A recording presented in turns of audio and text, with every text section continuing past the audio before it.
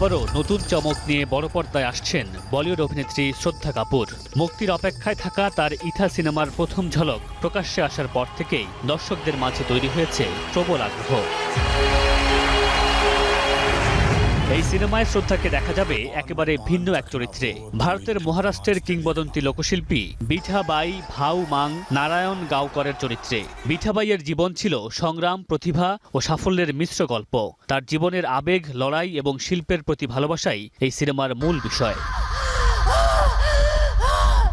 টিজারে দেখা গেছে বিঠাবাই রূপী শ্রদ্ধা অন্তঃসত্ত্বা হয়েও পারফর্ম করার প্রস্তুতি নিচ্ছেন। কিছুক্ষণ পরেই তাকে মঞ্চের পেছনে সন্তান প্রসব করতে দেখা যায়। এরপর শো চালিয়ে যাওয়ার জন্য তিনি ফিরে আসেন। টিজারের এমন দৃশ্য চমকে দিয়েছে অনেকেই কৌতূহলী হয়ে উঠেছেন বিঠাবাইয়ের শিল্প জীবন নিয়ে।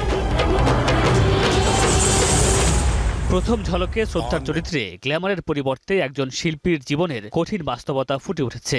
বিশেষ করে চরিত্রের জন্য তার প্রস্তুতি এবং রূপান্তর দর্শকদের নজর কেড়েছে। শ্রদ্ধার শেষ সাফল্য পাওয়া সিনেমা স্ত্রী 2। এই সিনেমার পর তার নতুন কাজ নিয়ে ভক্তদের প্রত্যাশা আরও বেড়েছে।